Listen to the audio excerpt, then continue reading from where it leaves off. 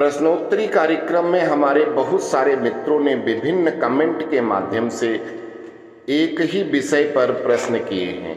आज इस विषय को पुनः लेते हुए अपनी अल्प बुद्धि के अनुसार इन 6 मित्रों के प्रश्नों को उत्तरित करते हैं। पहला प्रश्न है श्रीमान संदीप राउल का उड़ीसा से, और इनकी शंका है कि भगवान श्री राम तो परम ब्रह्म परमेश्वर हैं, तो फिर इन्होंने रावण के साथ युद्ध करने के लिए माता दुर्गा का पूजा क्यों किया था। दूसरा प्रश्न है मूवी क्लिप के संचालक महोदय का, और इनका प्रश्न है कि गुरुजी भगवान श्री कृष्ण परम ब्रह्म हैं या भगवान श्री राम परम ब्रह्म हैं या दोनों एक ही हैं। तीसरा प्रश्न है श्रीमान दिनेश राजपूत जी का, और ये पूछते हैं कि गुरुजी राम नाम शिव जी जपते हैं, उनको राम नाम मंत्र किसने दिया। चौथा प्रश्न है श्रीमान सत्येंद्र सेन का, ये कहते हैं गुरुजी तुलसी बाबा ने मानस में श्री राम जी को बहुत बार विष्णु कहा है, विष्णु का अवतार बताया है, और उनको श्रीमद् भागवत पुराण में विष्णु के 10 अवतारों में गिना जाता है, और अंत में मेरे लिए वो सलाह देते हैं कि महाराज अपने दिमाग का इलाज कराओ, नहीं तो लोगों की नजरों में गिर जाओगे। श्रीमान अभिषेक वर्मा जी पूछते हैं कि अगर श्री राम परब्रह्म थे तो उनको विष्णु के 10 अवतारों में 7वां अवतार क्यों बताया गया है। और छठा और अंतिम कमेंट में जिन सज्जन का ले रहा हूं वो वास्तव में एक महान विद्वान हैं, जिन्होंने सनातन शास्त्र पढ़े हैं, समझे हैं, और सनातन के गूढ़ रहस्यों के बहुत अच्छे जानकार हैं। उनके बहुत सारे ज्ञानवर्धक कमेंट हमारे इसी चैनल पर मौजूद हैं। उन्होंने ऐसे बहुत सारे प्रश्नों के उत्तर अपने कमेंट के माध्यम से दिया हुआ है। आप लोगों को मैं सच बता रहा हूं कि कई बार किसी प्रश्न का उत्तर चुनता हूं कि ये प्रश्न अच्छा है और इसका वीडियो बनाकर समाज को सत्यता की जानकारी दी जाए, लेकिन जब हम प्रश्न के रिप्लाई देखते हैं तो जो मैं बताने के लिए वीडियो बनाने जा रहा था वो उत्तर कमेंट के माध्यम से ये हमारे मित्र पहले ही दे चुके होते हैं। ऐसे बहुत सारे प्रश्नों के उत्तर हमारे महान विद्वान मित्र श्रीमान मुकेश कुमार जोशी जी देते रहते हैं।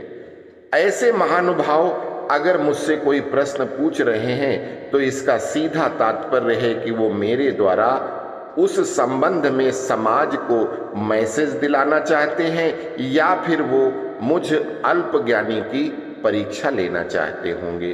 तो श्रीमान मुकेश जी का प्रश्न क्या है कि श्री राम मूल रूप से तुरीय ब्रह्म हैं, सर्वव्यापी हैं, जिनकी वाणी मनु शतरूपा ने सुनी, फिर उन्होंने 2 भुज राम रूप के दर्शन किए, लेकिन प्रकट होने के समय माता कौशल्या के सामने महाविष्णु रूप में चतुर्भुज रूप में आए, और यही रूप उन्होंने माता सती को दर्शन दिया था। कई संत कहते हैं कि राम साकेतवासी हैं, कई कहते हैं कि वो राम माया संसार में कभी आते ही नहीं। गोस्वामी जी ने मानस में भी कहीं चतुर्भुज कहीं 2 भुज रूप का वर्णन किया है। मनु स्वयं कहते हैं कि जब रूप का दर्शन कराओ तो शिव जी और काग भसुंडी जी जो देखते हैं उनके हृदय में विराजते हैं, वो दर्शन दो। तो क्या 27 कल्प से भसुंडी जी हैं और मनु शतरूपा की तपस्या से पहले परम ब्रह्म राम का अवतार हो चुका था, अर्थात परम ब्रह्म श्री राम रूप में कब अवतार लिए थे, ये इनका प्रश्न है। मुकेश जी आपके प्रश्न का उत्तर सबसे अंत में लेंगे। आज का व्याख्यान काफी लंबा होने वाला है, क्योंकि ये विषय ऐसा है कि सब धरती कागद करूं, लेखनी सब बन राय, सात समुद्र की मसी करूं, हरि गुण लिखा न जाए, हरि गुण लिखा न जाए। चाहे हम सारी धरती को कागज के रूप में प्रयोग करें और जितने संसार में पेड़ पौधे हैं उनकी कलम बना दें और सातों समुद्रों की स्याही बना लें, लेकिन फिर भी भगवान के गुणों को कोई पूरा लिख नहीं सकता, लिखा ही नहीं जा सकता। तो स्वामी जी भी कहते हैं कि हरि अनंत हरि कथा अनंता, कहीं सुनहि बहु विधि श्रुति संता। गोस्वामी जी कहते हैं कि भगवान जिस प्रकार से अनंत हैं, उनका आदि अंत कोई नहीं जानता, उसी प्रकार भगवान की कथाएं भी अनंत हैं। उनको विभिन्न प्रकार से साधु संत और वेद पुराण उनका बखान करते रहते हैं, लेकिन सभी अनभिज्ञ हैं। पूरी कथाएं कोई नहीं जानता। किसी मनुष्य की क्या औकात है जो श्री राम जी के बारे में सारे प्रश्नों, रहस्यों, लीलाओं का वर्णन कर सके। जैसे प्रभु श्री राम अनंत हैं, अनादि हैं, जिनका आदि और अंत कोई नहीं जानता, न जान सकता है। यस्यांतम न विदुः सुरासुर गणा देवाय तस्मै नमो नमः। जिसका आदि अंत कोई देवता, असुर, नाग, किन्नर कोई नहीं जानता। 70 साल जीने वाला मनुष्य भला कैसे जान सकता है, कैसे समझ सकता है, कैसे बता सकता है? क्योंकि हमारा सनातन धर्म करोड़ों सालों से निरंतर चलता आ रहा है। ये धर्म किसी एक व्यक्ति विशेष का बताया हुआ मार्ग नहीं है, अपितु सनैह सनैह धीरे धीरे चलता हुआ विभिन्न ऋषियों, विद्वानों, महापुरुषों के शोध अनुभव के आधार पर विकसित होता हुआ समय समय पर पूर्ववर्ती से आगे अच्छा कोई शोध आ गया तो पीछे वाली बात को हटा के नई वाली बात को सामने डाल ली। हम विश्वास करते हैं कि जो सही चीज है उस पे, और ये शोध चलते ही रहते हैं, क्योंकि संपूर्णता किसी में भी नहीं है। और उन शोधों को करते करते करते करते आज सनातन यहां तक पहुंचा है।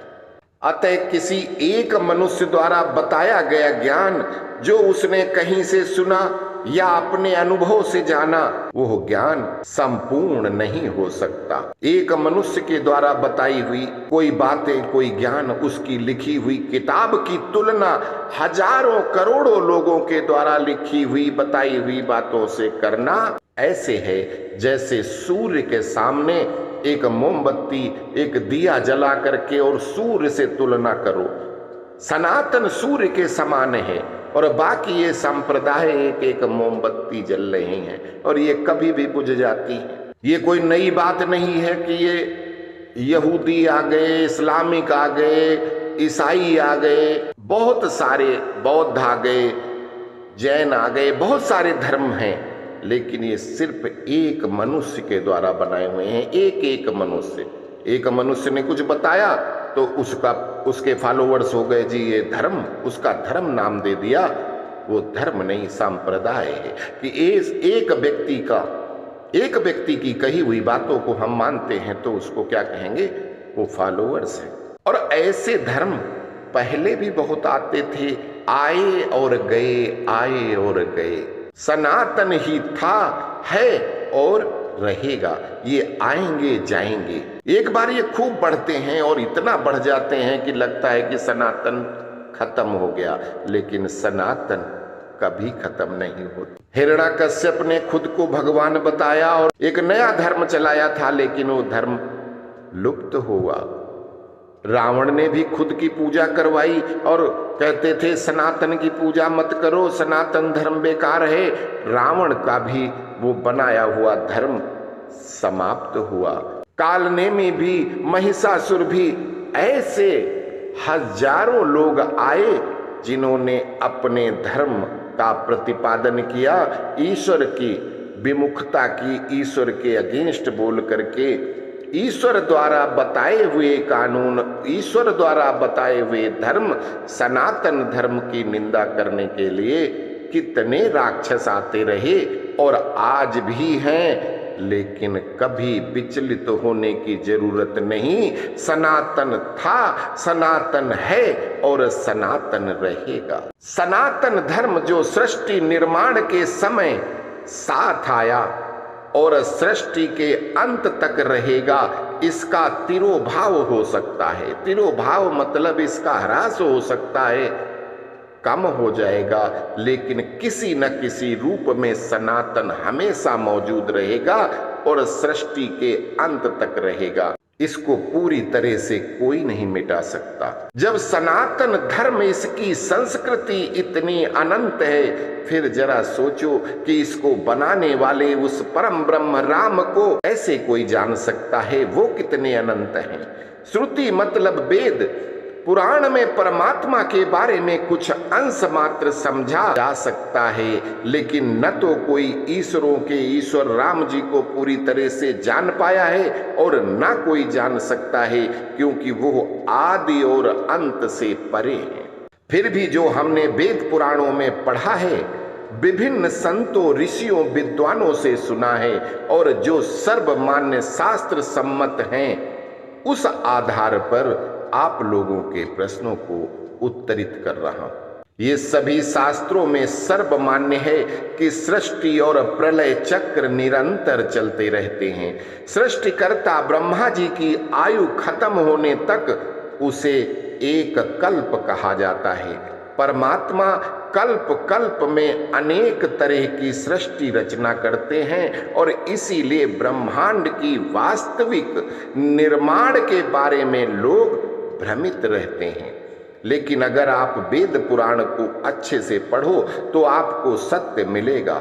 हम करते क्या हैं कि पुराणों में कथावाचकों द्वारा समय समय पर की गई तथाकथित झूठी और तथ्यहीन कथाओं की मिलावट को पुराण समझ बैठे। पुराण का ज्ञान समझकर व्यास जी द्वारा लिखित संग्रहित वेद पुराण ज्ञान को न तो हम पढ़ते हैं और ना उनमें गहराई से मनन करते। ये जो कथावाचक झूठी कहानियां हैं कि वो इंद्र ने वो मानधाता के पैदा हुए तो वो जल आदमी ने पी लिया, उनके पेट में पैदा हो गए और उंगली चुसा दी और जी वो इंद्र ने उंगली चुसाई और वो बड़े हो गए। इस तरह की सैकड़ों कहानियां भागवत पुराण में और विभिन्न पुराणों में मिलावट की गई हैं, जिनको ही कथावाचक सुना सुना करके रस ले ले करके सुनाते हैं और हम लोग बड़े प्यार से सुनते हैं। लेकिन जो भागवत में, जो पुराणों में व्यास जी ने कहा है, जो सच्ची है, जो बातें सुनने के लिए जाना चाहिए, वो हम नहीं सुनते। वो बताते भी नहीं, क्योंकि उसको सुनने में हमारा इंटरेस्ट नहीं है और उसको बताने में उनका इंटरेस्ट नहीं है। आप सभी को मालूम है कि कोई झूठ कई बार कई लोगों द्वारा रिपीट किया जाए और उसकी सत्यता की कोई जांच न करे, उसको कोई उजागर न करे, तो आने वाली पीढ़ी उसी असत्य को सत्य मान लेती है और यही सब कुछ असली धर्मशास्त्र ज्ञान के विलुप्त होने और झूठ का बोलबाला होने का प्रमुख कारण है। पहले के शास्त्र लेखक शास्त्र की रचना समाज कल्याण के लिए करते थे। अगर कोई उदाहरण देते थे तो उस उदाहरण से समाज को क्या दिशा मिली, क्या शिक्षा मिली, उस पर विचार करते थे। लेकिन आज के कथावाचक मिलावट समाज कल्याण के लिए नहीं, बल्कि अपनी जेब भरने के लिए, ज्यादा से ज्यादा भक्त बनाने के लिए, फॉलोअर बनाने के लिए, इसलिए चटपटी कथाएं लगाते हैं जिससे उनके ज्यादा फॉलोअर्स होंगे तो ज्यादा इनकम होगी। इनका समाज के कल्याण से कोई लेना देना नहीं। समाज में शास्त्र की विश्वसनीयता खत्म हो जाएगी, इसकी इन्हें बिल्कुल चिंता नहीं।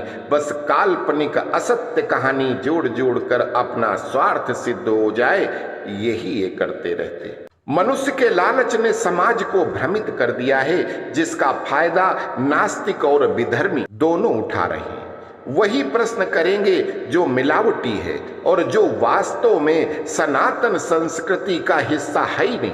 और जब प्रश्न उत्तरित करना पड़ जाए तो ये लोग बगले झांकते हैं या कुतर्कपूर्ण जवाब देते हैं और शोर करते हैं, क्योंकि धर्म ग्रंथ तो इन्होंने कभी पढ़े नहीं और ना इतना अनुभव है कि उसके आधार पर सही जवाब दे सके। लेकिन ये कलयुग है। सही बात, तार्किक बात, प्रामाणिक बात, सनातन उत्थान की बात कहने वाले को लोग सिर्फ गाली देते हैं। जैसा कि लोगों के कमेंट से परिलक्षित होता है, कोई मुझे दिमाग का इलाज करवाने की सलाह देता है और कोई मुझे पागल समझता है, कोई थोड़ी बुद्धि से काम लेने की सलाह देता है, मतलब वो मुझे पप्पू समझता है। तथाकथित धर्म के व्यापारियों से प्रश्न पूछा गया कि प्याज लहसुन क्यों नहीं खाया जाता। एक कथा में 10-10 लाख लोग इकट्ठे होते हैं, जिसके उसका जवाब क्या है कि वो राक्षस के मल से पैदा होता है, इसलिए नहीं खाना चाहिए। दूसरे ज्ञानी, उनके भी लाखों भक्त कथा में, एक कथा में लाखों लोग आते हैं। प्याज लहसुन की उत्पत्ति राहु और अमृत से जोड़कर बता रहे हैं कि अमृत था, उसको राहु ने अमृत पी लिया था, भगवान ने उसका चक्र से सिर काटा तो 2 बूंद, सिर्फ 2 बूंद पृथ्वी पर गिर गई, एक से प्याज बन गया और एक से लहसुन बन गया। वो दानव के मुंह से उसका झूठा है, इसलिए नहीं खाते।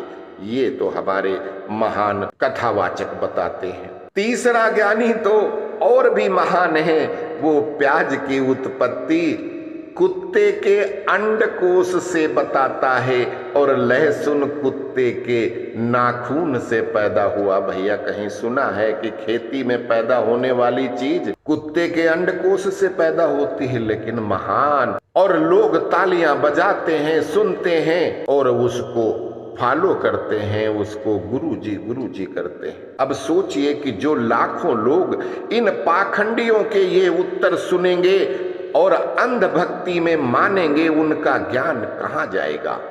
अब अगर मैं ये सत्य बताऊं कि प्याज लहसुन क्यों नहीं खाना चाहिए, जो शास्त्र और विज्ञान प्रमाणित उत्तर है, तो क्या इन पाखंडियों को भगवान मानने वाले वो भक्त मानेंगे? बिल्कुल नहीं मानेंगे, क्योंकि उनको परमात्मा या अध्यात्म का ज्ञान नहीं चाहिए। वो भीड़ देखकर किस पाखंडी के यहाँ जिंदा है या मुर्दा है, उस पाखंडी के यहाँ कितनी भीड़ है भाई, तो जरूर पक्का भाई बड़ा सिद्धि प्राप्त करे होगा। शास्त्री ने बताया है कि ठाकुर ने बताया है, अमुक किशोरी ने बताया है, सच है, ऐसे थोड़े ना मिलियन इनके भक्त हो जाते हैं, ये हम लोग सोच लेते हैं। श्रीमान मुकेश जैसे लोग जो वेद पुराण पढ़ते हैं, समझते हैं, मनन करते हैं, ऐसे विद्वान लोग सही निष्कर्ष निकाल कर बता भी दें तो लोग हमको या मुकेश जी को सिर्फ गाली ही देंगे, और यही आज का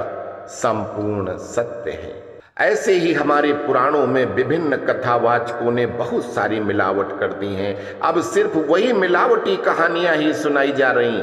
दूसरी बात, जो पहले गांवों में नौटंकी, ड्रामा इत्यादि में नाचने गाने आते थे, आज वही ज्यादातर व्यास बन गए हैं। कितने देवी, कितने महाराज, कितने तरह के स्वांग रचकर कथावाचक बनकर धर्म का व्यापार कर रहे हैं। अगर ऐसे लोगों की बताई बात को लेकर चलो तो सच में सनातन धर्म आपको एक पाखंड लगेगा। लेकिन फिर भी इन मिलावटी मटेरियल्स में से सार तत्व ढूंढना ही तो ग्रंथों को सही से पढ़ना होगा, और ऐसे कोई भी प्रश्न या शंका नहीं है जिसका उत्तर सनातन धर्म में ना हो। बस जरूरत है ढूंढने की, समझने की और मानने की।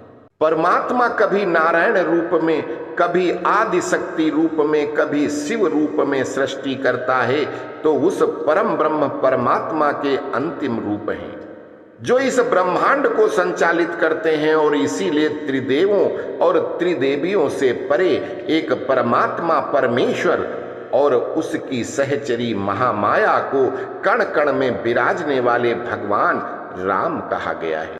और इन्हीं को आदि या महाशब्द लगाकर संबोधित किया गया है, जैसे आदि गणेश, आदि शक्ति, आदि नारायण, सदाशिव इत्यादि। इनका काम सृष्टि की निर्माण, पालन और संहार करना है।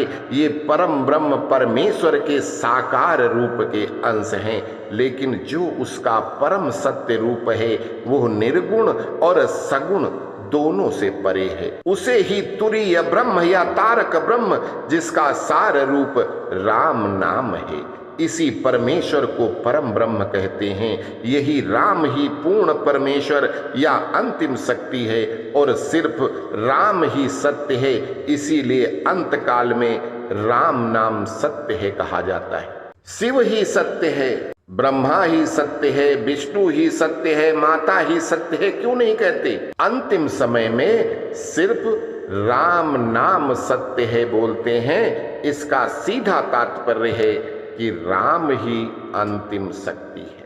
अब यहाँ एक शंका का और समाधान करते चलते हैं कि महादेव शंकर जी हैं लेकिन सदाशिव नहीं। शिव जी, विष्णु जी दोनों सदाशिव या परम ब्रह्म के अंश मात्र हैं। जो सदाशिव, शिव जी को सदाशिव कहते हैं वो गलत है। सदाशिव परम ब्रह्म का ही नाम है, राम का ही नाम है। अब प्रश्नों के उत्तर देते हैं, काफी लंबी भूमिका हो गई है। संदीप राहुल जी, राम जी साक्षात परम ब्रह्म थे, लेकिन उन्होंने मानव को, समाज को, धर्म को सिखाने के लिए अवतार लिया था। धर्म की मर्यादाएं, सीमाएं बांधने के लिए आए थे। मनुष्य बनकर लीला कर रहे थे। अतः कोई भी वैष्णव भी शक्ति की उपासना कर सकता है, ये सिखाने के लिए।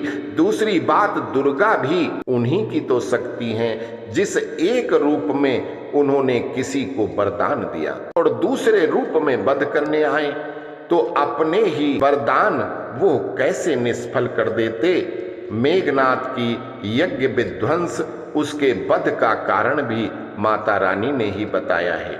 इस प्रश्न का उत्तर मैं विस्तार से पहले अपने एक वीडियो इंद्रजीत किसका अवतार था, क्यों दुर्गा पूजा साल में 2 बार होती है, जिसका लिंक ऊपर दिया जा रहा है, मैं बता चुका हूं। कृपया वो वीडियो देखिए, वहां आपके प्रश्न का उत्तर विस्तार से मिल जाएगा। श्री दिनेश राजपूत जी, राम नाम मंत्र शिव जी को जाप करने के लिए स्वयं परम ब्रह्म परमात्मा ने ही उनको प्रदान किया है। शिव राम नाम का ही मंत्र जाप करते हैं, क्योंकि राम नाम ही ब्रह्मांड की सबसे बड़ी ताकत है।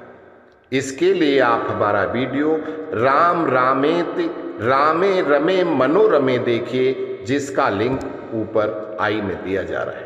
इसके बाद सत्येंद्र सेन जी, अभिषेक वर्मा जी तथा विद्वान ऋषि मुकेश जोशी जी के प्रश्न एक ही हैं, पूछने के तरीके अलग अलग हैं। आप सबका प्रश्न है कि दशरथ पुत्र श्री राम परम ब्रह्म परमेश्वर के साकार अवतार थे या नहीं, या वो विष्णु के अवतार थे, क्योंकि रामायण में वर्णित, भागवत में वर्णित विष्णु के 10 अवतारों में 7वां अवतार राम अवतार कहा गया है। इन प्रश्नों का उत्तर तुलसीदास जी ने मानस में दिया है, उसका सारांश यहाँ पुनः बताना चाहता हूँ। श्री रामचरितमानस में कई अवतारों की कथा प्रसंग को तुलसी जी एक साथ लेकर चले।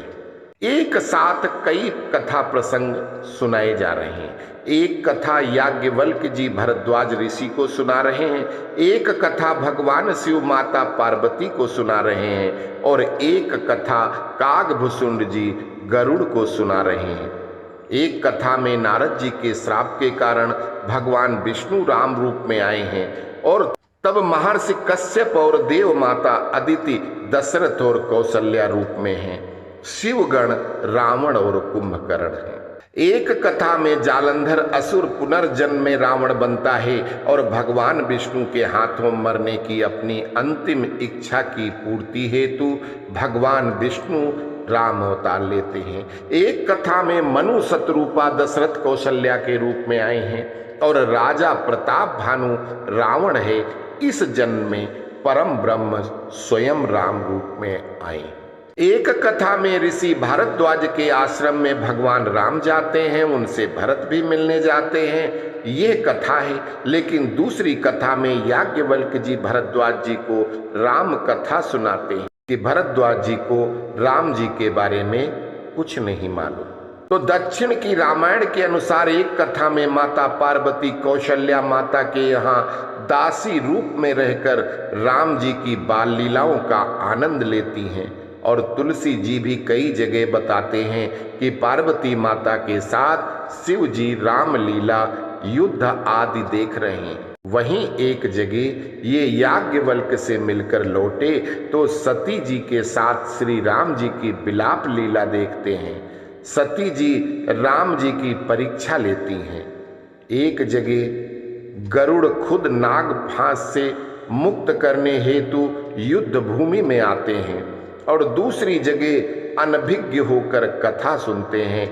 ऐसे बहुत सारी बातें हैं, रहस्य हैं, जिनको सुनकर आधुनिक मैकाले वाली शिक्षा पाए लोग शंका करते हैं, और शंका करने के कारण भी मौजूद हैं। लेकिन कोई भी व्यक्ति अगर थोड़ा सा भी अपनी अंतर्बुद्धि की छठी इंद्री जगा कर देखे तो सब कुछ शीशे की तरह साफ हो जाता है। बाबा तुलसी ने तो सिर्फ 4-5 उदाहरण दिए हैं और आगे लिख दिया कि हर कल्प का अलग अलग अवतार है। वाल्मीकि रामायण सिर्फ वैवस्वत मनवंतर के 27वें त्रेता युग के राम अवतार की कहानी है, जिसमें भगवान विष्णु और उनकी माया माता जलोदरी श्री राम और सीता के रूप में अवतार लेते हैं। जबकि श्री रामचरितमानस में एक साथ परम ब्रह्म परमात्मा के रूप में राम के आने की, भगवान विष्णु के राम अवतार में आने की कथा सुनाई गई है। वैसे शास्त्रों के अनुसार परम ब्रह्म के महाविष्णु के स्वरूप और विष्णु के स्वरूप में कोई अंतर नहीं है।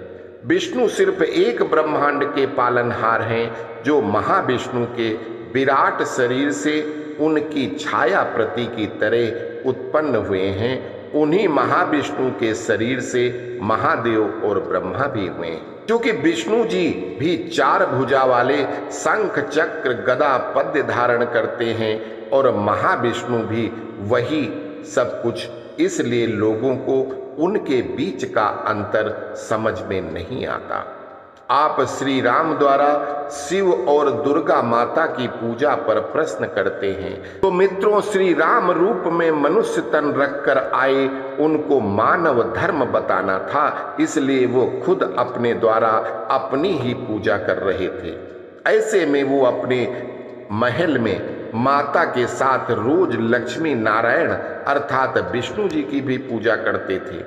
फिर रामेश्वरम में शिव जी की भी पूजा की, युद्ध भूमि में माता दुर्गा की पूजा की। ये सब मानव लीला दिखाकर ही, शिक्षा देने के लिए ही प्रभु मनुज रूप में आए थे। मुकेश जी के प्रश्न की परम ब्रह्म का अवतार कब हुआ था, तो मित्र आपको बता देता हूं कि परम ब्रह्म प्रत्येक कल्प में एक बार धर्म की स्थापना हेतु मानव रूप में आते हैं। इसके बाद प्रत्येक त्रेता में कभी भगवान विष्णु, कभी भगवान शिव, कभी माता दुर्गा स्वयं श्री राम रूप में अवतार लेके अधर्म का नाश करके धर्म की स्थापना करते रहते हैं। आप इसको रामलीला के उदाहरण से देख सकते हैं। श्री राम जी तो त्रेता युग में हुए थे, लेकिन उनकी लीला का मंचन प्रत्येक वर्ष किया जाता है, जिससे कभी कोई राम बनता है, कोई रावण बनता है, कोई हनुमान बनता है। क्या वही हमेशा तो नहीं रहता, अगली बार कोई और मंचन करता है। जैसे मैंने स्वयं एक बार शत्रुघ्न का, एक बार भरत का और 2-3 बार लक्ष्मण का रोल किया, फिर आगे बड़े हुए तो फिर मुझे मेघनाथ का, और उसके बाद और बड़े हुए तो रावण का रोल मिला। किरदार निभाकर मैं रावण या लक्ष्मण नहीं बन गया, उनकी स्टोरी को लोगों के समक्ष प्रस्तुत किया, उनकी शिक्षा का प्रसार किया, दूसरे शब्दों में सनातन धर्म का प्रचार किया। स्वयंभू मनवंतर के 13वें त्रेता युग में जो अवतार हुआ वो परम ब्रह्म परमात्मा श्री राम का अवतार है, जिसमें शिव जी की पत्नी सती माता थी और उन्होंने ही श्री राम की परीक्षा लिया था। जैसा कि मैंने आपको पहले भी बताया कि प्रभु परम ब्रह्म राम एक कल्प अर्थात 4 अरब 32 लाख वर्ष में एक बार साकार रूप में आते हैं, अर्थात 1000 चतुर्युगी में एक बार। उसके बाद उनकी लीलाओं का मंचन करने के लिए त्रिदेव त्रिदेवियां समय समय पर हर त्रेतायुग में करते रहते हैं। इसी प्रकार प्रत्येक कल्प में एक बार परम ब्रह्म द्वापर युग में श्री कृष्ण अवतार लेते हैं। स्वरोचिष मनवंतर के 11वें द्वापर में परम ब्रह्म परमात्मा ने श्री कृष्ण अवतार लिया था, जिसमें उनके माता पिता बनने का सौभाग्य परम ब्रह्म के राम अवतार के समय हुए महर्षि सरभंग को मिला था, जिन्होंने इंद्रासन ठुकराकर राम की भक्ति की थी। राम जी के दर्शन करके उनके समक्ष मृत्यु प्राप्त की थी और अपने पुण्य से आवागमन के चक्र से मुक्त होकर परम ब्रह्म में लीन थे। प्रभु ने उनको अपने पिता बनने का मौका दिया। उनकी पत्नी जो जन्म जन्म से उनकी पत्नी है, उनको देवकी बनने का सौभाग्य मिला।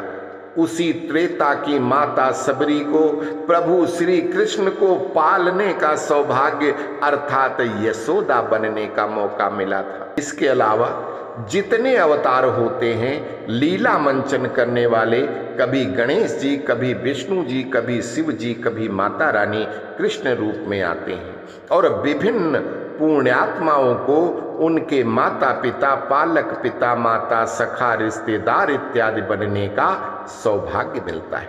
लीलाधर विष्णु जी ज्यादातर इन अवतारों में आते हैं। आज आपको एक और शास्त्रीय रहस्य बता देता हूँ। 13वें त्रेता में परम ब्रह्म साकार रूप में मानव बनकर आए थे, इसलिए 13 की गिनती को देवताओं और ऋषियों ने अंतिम शक्ति के लिए रिजर्व कर दिया। उसको शुभता अशुभता से जोड़ दिया गया। आज भी बहुत सारी बिल्डिंगें बनती हैं और उसमें 13वां माला नहीं होता, 12 के बाद 14वां माला होता है, क्योंकि 13वां अशुभ कहा गया। वो अशुभ नहीं है, वो परम ब्रह्म के लिए रिजर्व गिनती है, अंतिम शक्ति के लिए रिजर्व कर दिया गया था। आज तक यह परंपरा चली आ रही है। 13 सबसे शुभ होते हुए 13 के दिन परम ब्रह्म स्वरूप सदाशिव की पूजा होती है, किसी अन्य देव की नहीं। जो लोग सदाशिव और शिव में अंतर नहीं जानते, वो इस तिथि को शंकर जी की तिथि कहते हैं। उसी प्रकार एकादशी को परम ब्रह्म परमात्मा के लिए रिजर्व किया गया है। जो लोग परम ब्रह्म महाविष्णु और विष्णु का अंतर नहीं जानते, वो इस तिथि को विष्णु की पूजा कहते हैं। द्वितीया ब्रह्मा की, द्वादशी विष्णु की और चतुर्दशी भगवान शिव की, शंकर की पूजा की तिथियां हैं। एकादशी भगवान श्री कृष्ण अवतार परम ब्रह्म परमात्मा की पूजा तिथि है। त्रयोदशी परम ब्रह्म परमात्मा श्री राम अवतार की पूजा की तिथि है, अर्थात इन दोनों तिथियों में परम ब्रह्म परमात्मा की ही पूजा या उनके अवतार भगवान श्री राम या श्री कृष्ण की पूजा आराधना करनी चाहिए। अब आपकी अगली शंका कि कागभसुंडी जी की 27 कल्प उम्र जो अभी नहीं हुई है, क्योंकि 27 तो कल्प ही नहीं हुए। कागभसुंडी जी प्रथम कल्प में विभिन्न योनियों में हमारी आप सबकी तरह भटक रहे थे, अतः उन्होंने पहले परम ब्रह्म अवतार को नहीं देखा। दूसरे कल्प में भगवान आशुतोष से उनको श्राप मिला और फिर वो हजारों बार सर्प योनि में जन्म पे जन्म लेते रहे और मरते रहे। को जन्म लेने मरने का कोई दुख नहीं होता था, क्योंकि जन्मत मरत दुसह दुख होई, सो ये ही स्वल्पहु व्याप न सोई। ये भगवान शिव ने उनको वरदान दिया था, इसलिए उसको कोई मरने और जीने में तकलीफ नहीं होती थी। और उसके बाद विभिन्न योनियों में भटकते हुए फिर मनुष्य के रूप में एक शूद्र अर्थात मनुष्य जन्म लेकर किसी व्यापारी के यहाँ नौकर थे, लेकिन वहां उन्होंने अच्छे पुण्य कर्म किए, जिसके कारण उनका अगला जन्म ब्राह्मण पुत्र के रूप में हुआ और उनको ज्ञान प्राप्त हुआ। मानस में आता है कि उनको उनके गुरु ने ही श्राप दिया, जिससे वो तुरंत कौआ बन गए। लेकिन महर्षि विश्वामित्र लिखते हैं कि वो गुरु की अवज्ञा नहीं कर रहे थे, बार बार श्री राम की भक्ति की जिद कर रहे थे। अतः उनके गुरु ने उनको मार्ग बताया, तपस्या मार्ग, और उन्होंने हजारों वर्ष तपस्या किया, किंतु फिर भी श्री राम जी की अमर कथा नहीं सुन पाए।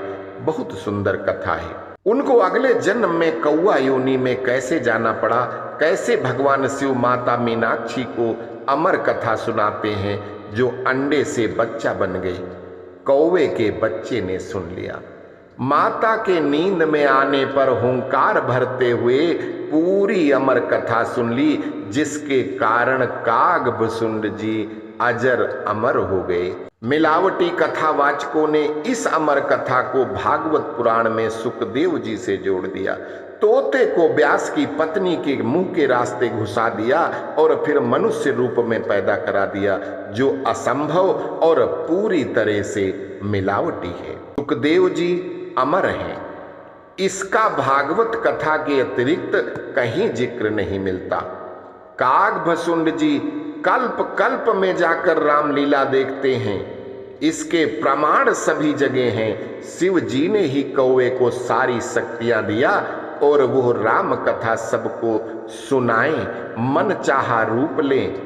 वो तब से लेकर अब तक जीवित हैं और आगे वो 27 कल्प तक जीवित रहने वाले। उम्र के बारे में महर्षि बताते हैं कि वो 3.5 कल्प से ज्यादा समय से हैं, अर्थात वो 4 सृष्टिकर्ता ब्रह्मा देख चुके हैं और 4 बार संपूर्ण प्रलय देख चुके हैं।